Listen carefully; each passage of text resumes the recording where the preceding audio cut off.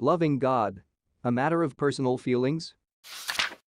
In this short video, we will look at the scriptural definition of loving God. The Messiah said, "You shall love the Lord your God with all your heart, with all your soul, and with all your mind. This is the first and great commandment. And the second is like it. You shall love your neighbor as yourself. On these two commandments hang all the law and the prophets." The first commandment that the Messiah quoted, "You shall love the Lord your God with all your heart, with all your soul, and with all your mind," is actually from Deuteronomy 6:5. "Hear, O Israel, Yahuwah is our God, Yahuwah is one. You shall love Yahuwah your God with all your heart, with all your soul, and with all your strength." Does it mean that God only wants us to have strong feelings for him? Let us look at Deuteronomy 6:5 in context. Deuteronomy 6:1-9. "Now this is the commandment, and these are the statutes and judgments which Yahuwah your God has commanded to teach you, that you may observe them in the land which you are crossing over to possess, that you may fear Yahuwah your God.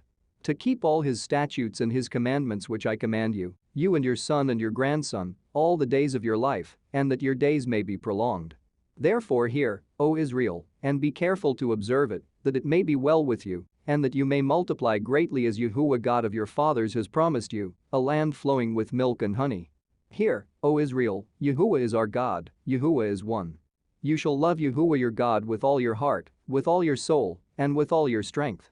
And these words which I command you today shall be in your heart.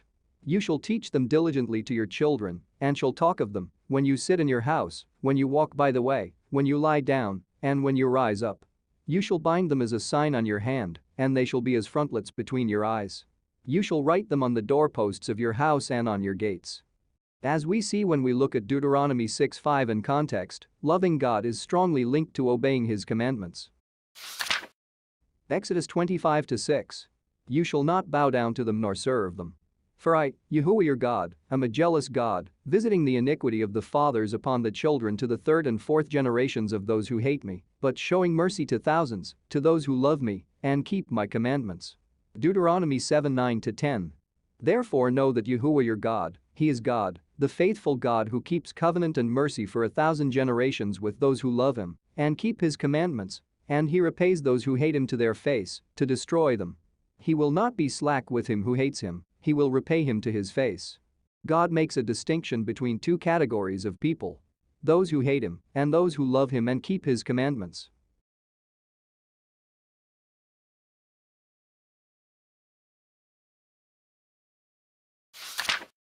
Deuteronomy 10:12-13.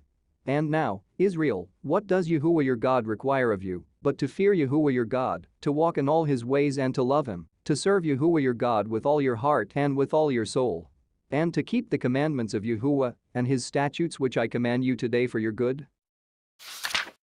Deuteronomy 11:1. "Therefore you shall love Yahuwah your God and keep his charge, his statutes, his judgments, and his commandments always." Deuteronomy 11:13-14.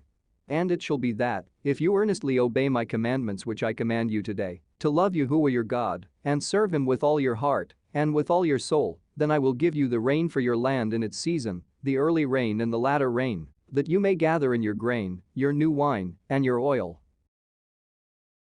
Deuteronomy 11:22-23. "For if you carefully keep all these commandments which I command you to do, to love Yahuwah your God, to walk in all his ways, and to hold fast to him, then Yahuwah will drive out all these nations from before you, and you will dispossess greater and mightier nations than yourselves." Deuteronomy 32:6. "Now it shall come to pass, when all these things come upon you, the blessing and the curse which I have set before you, and you call them to mind among all the nations, where Yahuwah your God drives you, and you return to Yahuwah your God, and obey his voice, according to all that I command you today, you and your children, with all your heart, and with all your soul, then Yahuwah your God will bring you to the land which your fathers possessed, and you shall possess it. He will prosper you, and multiply you more than your fathers. And Yahuwah your God will circumcise your heart, and the heart of your descendants, to love Yahuwah your God with all your heart, and with all your soul, that you may live." Deuteronomy 30:15-16. "See, I have set before you today life and good, death and evil, in that I command you today to love Yahuwah your God, to walk in his ways, and to keep his commandments, his statutes, and his judgments, that you may live and multiply. And Yahuwah your God will bless you in the land which you go to possess. Deuteronomy 30:19-20.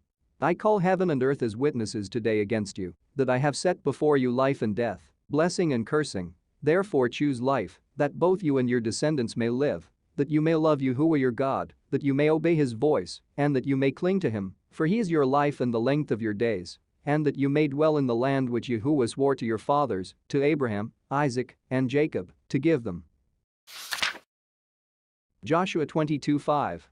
But take careful heed to do the commandment and the law which Moses the servant of Yahuwah commanded you, to love Yahuwah your God, to walk in all his ways, to keep his commandments, to hold fast to him, and to serve him with all your heart and with all your soul.